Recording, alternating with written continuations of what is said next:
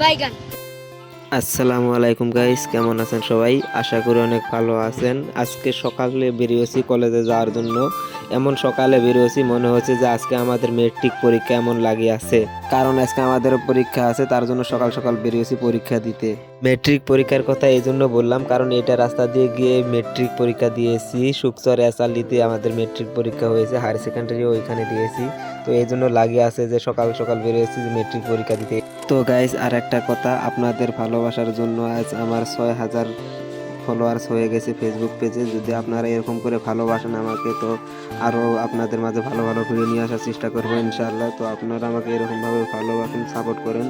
আপনারা যদি আমাকে বেশি বেশি করে ভালোবাসেন তাহলে আরও বেশি বেশি ভালো ভালো ভিডিও বানাতে পারবো। যদি ভালো না বাসেন তাহলে তো ভিডিও বানাইতে মনে যাবে না।